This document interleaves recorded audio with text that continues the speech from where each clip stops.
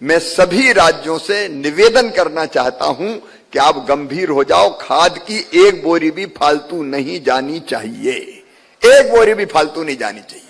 और इसलिए farmer ID के काम को 2 महीने में पूरा करना है। मैं तो अतीश जी ये कहूंगा कि कंट्रोल रूम बना के रोज हम रिव्यू करें, मॉनिटरिंग करें, किस राज्य में कितने बन गए, कितने रह गए।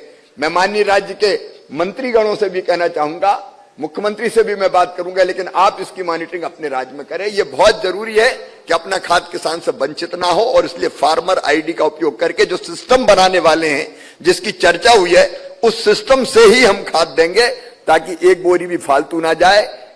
ऐसा नहीं हो कि खेती के अलावा कहीं चली जाए। और किसी भी हालत में ब्लैक मार्केटिंग नहीं होनी चाहिए, उसकी भी हम लोग पूरी ताकत के साथ चिंता करने का काम करेंगे।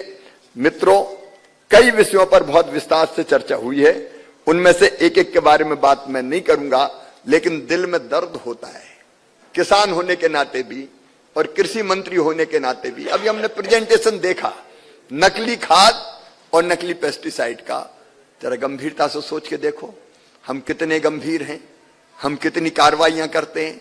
हमारे यहां इंस्पेक्टर्स ही नहीं है, जो है वो कार्रवाई ढंग से नहीं करते। हमारे पास लैब नहीं है, और अगर कहीं कोई पकड़ा भी जाता है तो साक्ष्य के अभाव में फिर छूट जाता है। 4 राज्यों में कार्रवाई, सजा का प्रतिशत 0। इसका मतलब बहुत गंभीरता से इस विषय में सोचने की जरूरत है। मुझे अच्छी तरह याद है, यह मंच भी अच्छी तरह जानता है कि जब हम विकसित कृषि संकल्प अभियान के में किसानों के बीच में गए तो सबसे पहली बात उन्होंने यही कही कि हमको नकली खाद से बचा लो, हमको नकली पेस्टिसाइड से बचा लो।